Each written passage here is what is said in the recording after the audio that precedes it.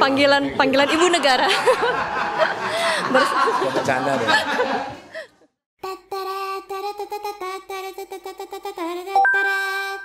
Halo semua, welcome back to my channel Karisa Pudipun. Bersama tamu spesial hari ini kita ada panggilnya Kak Sule. Ya. Kang Sule, Mang Sule. Kang Sule boleh. Kang Sule boleh. Jadi hari ini kita bakal membaca wajahnya Kang Sule dengan teknik fisionomi. Tapi ini bukan mistis ya, bukan paranormal, bukan mistis. Apa namanya? Pseudoscience. Fisionomi. Fisionomi. Ya. Siap. Biasanya dipakai buat FBI gitu, enggak? Jadi ketahuan gitu ya. Jadi ketahuan sifat orangnya gimana gitu. Ya. Jadi kita biasanya bacanya nanti dari masa kecilnya, Kang Sule dan lain-lain. Siap. Oke, kita langsung aja mulai ya. Dari masa kecil Kang Sule. Sebenarnya tadi kita ada bikin juga di YouTube-nya nanti. Ya betul di Espro. Di Espro. Ini bukan talk show. Ini bukan talk show. Nanti nonton di situ ya lengkapnya. Ada dia juga. Ada aku juga dan ada Enjan. Iya, ada Enjan. Ya. Nah, oke, kita lanjut lagi. Boleh. Dari masa kecilnya tadi kan kita udah sempat bahas di Espro. Nanti lihat di Ya. Espro. Kita langsung aja ke sifat-sifat. Oke. Untuk Kang Sule sebenarnya orangnya lumayan open minded. Yes. Open minded banget. Jadi kalau sama hal-hal baru tuh bisa nerima gitu. Kalau misalnya ini kayaknya menarik, ini kayaknya bagus gitu. Betul. Kemudian tapi kurang pandai menyampaikan isi hati. Iya. Kang Sule. Masa sih? Iya benar. Beneran? Benar. Kalau misalkan gue bete sama istri misalkan ya. Ya, misalkan bete sama istri. Itu gue nggak pandai untuk menyampaikan bahwa gue tuh nggak suka lu begini, tapi apa perasa ya mungkin. Jadi berhati-hati. Benar. Wah, aku kaget bener. Iya bener. Itu kalau misalkan dulu waktu zaman sekolah mau nyatain ke seseorang tuh susah. Itu menyampaikan susah. Terus waktu itu kan duda ya, terus nyampein sama ini juga aku nggak pacaran dan nggak ngasih tahu. Tiba-tiba ngalir aja udah. Nah, gitu. Luar biasa ya berarti. Bener. Keren lo ceritanya. Bener. Terus abis itu tapi walaupun Kang Sule itu susah mengungkapkan isi hati, Kang Sule itu orangnya kalau bikin decision atau keputusan itu mantep, tahu gitu apa yang dimau, dan kalau misalnya itu tuh nggak banyak galaunya. Iya. Ya. Jadi fix sebentar aja. Iya. Galaunya tuh hanya cet abis itu gas. Abis udah dibulak-balik ini oh ini salah, ini gua salah, ini gua bener oke sip udah jalan lagi udah biasa. Keren banget ya. Jadi kalau memutuskan sesuatu hal sama anak itu tegas, sama istri juga tegas, nggak boleh ini, nggak boleh, kalau ini boleh silakan gitu. Kalau Enjan tadi boleh. Apanya? Kalau itu kan entertain hiburan, nah itulah disitulah kalau kitanya open minded, jadi kita juga nggak terlalu banyak batasan sama anak. Jadi kita bisa kerja bareng, Enjan tuh bisa menjadi anak, bisa menjadi sahabat. Karena ya mau gimana juga ya kan, di mana-mana lah orang juga kayak lihat pakaian kayak seperti ini, anak kecil tetap ngumpet-ngumpet. Bener nggak? Iya bener. Iya dong.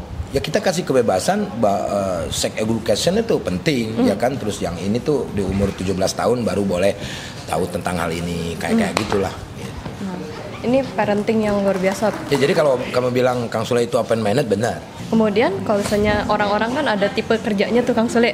Ada yang orang tipe kerja profesional itu mereka nggak peduli sama orang-orang di sekitarnya, yang penting tujuannya jadi gitu, yang penting kelar. Ada juga tipenya intimate. Kalau intimate dia itu mikirin orang-orang di sekelilingnya. Kang Sule itu masuknya ke yang intimate. Benar. Jadi gue tuh gini, kalau misalkan gue udah enak kerja sama siapapun lah ya. Nah gue ketika mendapatkan pekerjaan yang lain, nah gue tuh suka merasa pengen mengajak mereka. Gitu kayak Taro, Nunung, Andre gitu. Jadi kayak banyak orang-orang di Bandung juga. Ya, gue lebih memikirkan bukan nggak memikirkan diri sendiri ya. Jadi ketika gue udah mendapatkan sesuatu, gue tuh ngerasain bahwa gue pengen mendapatkan sesuatu tuh, aduh sedihnya gimana ya. Makanya kita tawarkan kepada teman-teman, lu mau ikut ini nggak? Lu bikin inilah ya, ntar gue modalin, lu bikin ini gitu. Bener. Benar-benar memikirkan perasaan orang lain juga ya berarti. Ya, kalau itu mah gue perasa banget. Iya beneran. Kalau misalkan gini aja, kalau misalkan bini gue lagi diem aja di rumah itu, gue tuh dipikirin tuh, kenapa nih diem ya? Wah, jangan-jangan gue salah nih. Gitu. Sama kayak misalkan temen juga, kalau temen lagi bete gitu, kelihatan bete, kok dia bete sama gue ya? Kenapa ya? Jangan-jangan gue ada yang salah ya? Apa gue ada kata-kata yang kurang berkenan atau gimana? Nah gitu, gue tuh terlalu urusan itu. Iya. Kalau tadi kan aku udah baca Enjan dikit ya. Ya. Kalau Enjan itu kan nggak terlalu baperan kan. Kalau misalnya bacaannya dari Kang Sule, Kang Sule lebih memikirkan apa yang dikatakan orang-orang lain atau tindakan orang lain. Betul, ya berarti. betul. Perasa. Tapi Kang Sule detail orangnya. Jadi kalau mengerjakan sesuatu kayak pas di awalnya semangat nih, di tengah mungkin agak sedikit malas-malas, tapi di akhir tuh bener-bener jos gitu loh, detailnya. Kayak seperti itulah. Ya namanya juga manusia ya, maksudnya turun naik lah. Akan tetapi kita mempunyai tujuan dalam hidup lah ya, di dalam hidup. Jadi gue tuh terus terang jujur, gue sampai saat ini pun gue belajar memainkan emosi, perasaan gue, gimana caranya supaya gue itu nggak baperan. Gue kan kalau misalkan ada apa-apa juga, anjir apa ya, merasa, terus gue mikir berarti ke gue nih, nah kayak begitu gue belajar sampai saat ini. Tapi kalau dari bacaan nih Kang Sule, sebenarnya Kang Sule untuk ngontrol rasa apa ya namanya bapernya itu sebenarnya udah bagus banget sih. Iya kalau dari bacaan ya. Jadi nggak yang super baper banget, tapi lebih ke arah yang cenderung normal. Jadi bagus sih. Mungkin sekarang dibacanya sekarang. Kalau dulu gue ngalamin hal yang nggak seperti sekarang. Orangnya yang wajir, emosi, beneran. Seriusan? Iya. Kalau orang ada yang ngejek misalkan yang berhubungan dengan keluarga, gue nggak bisa terima. Kalau keluarga memang ya semuanya juga nggak bisa terima gitu.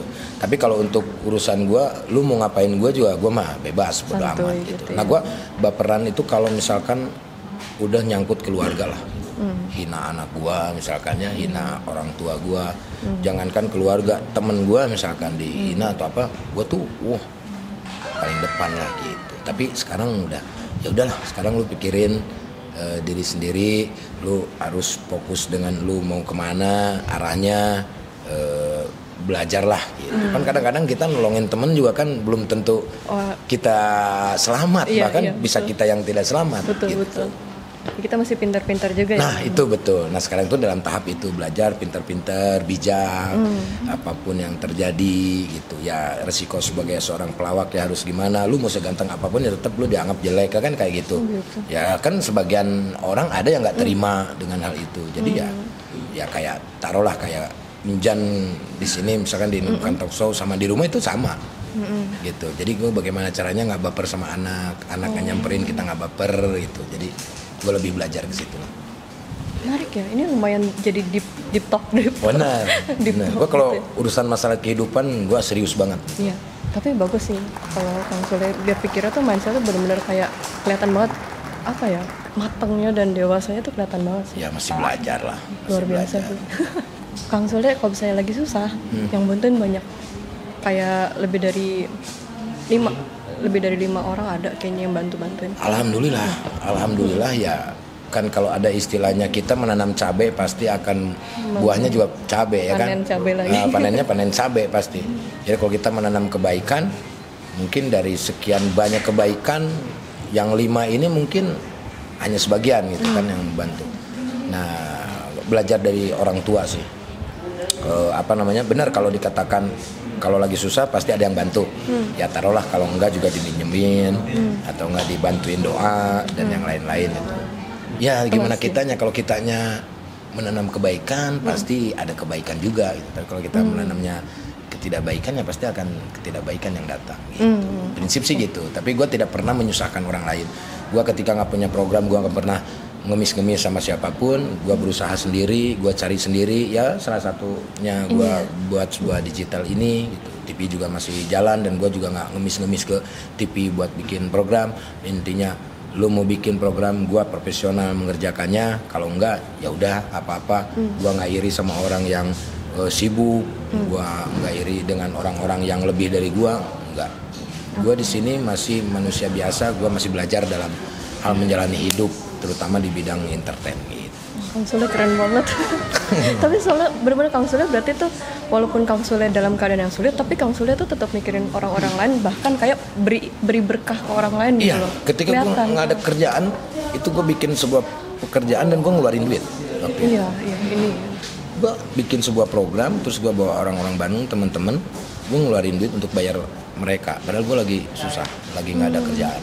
Karena gue yakin gini, kalau ketika kita dalam susah kita tidak tidak berat untuk membantu, Tuhan akan menggantikan dengan berlipat-lipat. Tapi gue nggak berharap seperti itu. Dan itu benar, ketika gue udah melakukan itu tidak sampai 1 tahun kok.